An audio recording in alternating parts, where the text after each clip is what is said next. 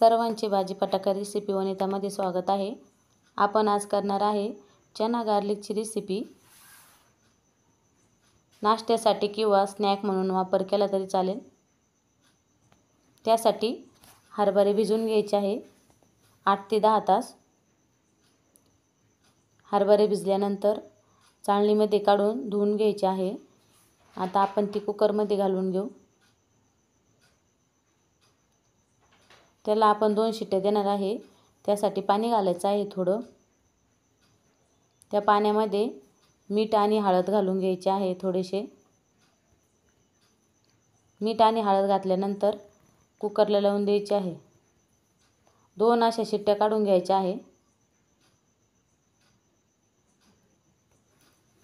आपले तयार झालेले आहे। आता ते चाळणीत काढल्यानंतर आपण अशा पद्धतीने एका ताटामध्ये काढून घ्यायचे। येथे चाट मसाल्याचा वापर करायचा आहे आपल्याला। लसूण थोडं जास्त प्रमाणात घालायचं आहे। तेल घालून घ्यायचं कढईमध्ये आणि आता लसणाची साल काढायची नाही आहे, तसेच आपण फ्राय करणार आहे। लसूण, जिरे, मोहरी घालायची। त्यानंतर चवीनुसार लाल तिखट घालायचं थोडंसं आणि आता हरभरे घालून घ्यायचे। हरभरे घातल्यानंतर फ्राय करून घ्यायचं आहे। त्यात मीठ अगदी थोडंसं घालायचं। आपण आता मीठ घातलेलं आहे आधी। आता आपण त्यामध्ये चाट मसाला घालणार आहे। चाट मसाल्याने टेस्ट खूप छान लागते।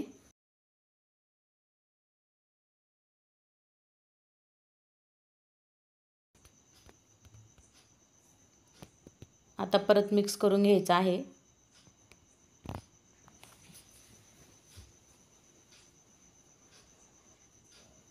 झटपट असे होणारे कुरकुरीत असे चना गार्लिक लागतात।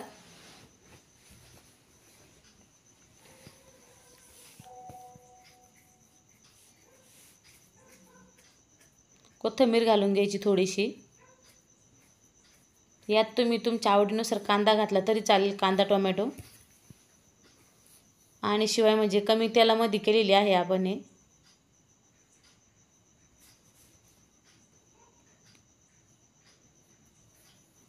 खाण्यासाठी अगदी कुरकुरीत असे लागतात।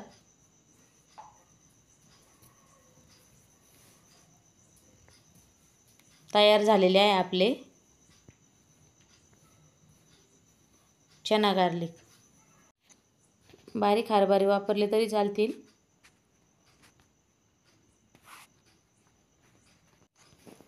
व्हिडिओ आवडल्यास लाईक, शेअर, सबस्क्राईब करायला विसरू नका।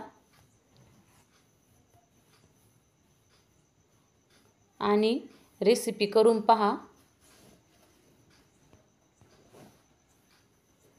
सगळ्यांनाच आवडेल अशी रेसिपी।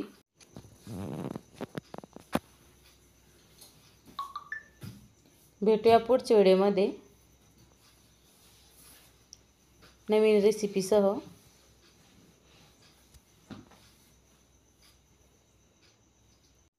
माझा व्हिडिओ पाहिल्याबद्दल धन्यवाद सर्वांचे।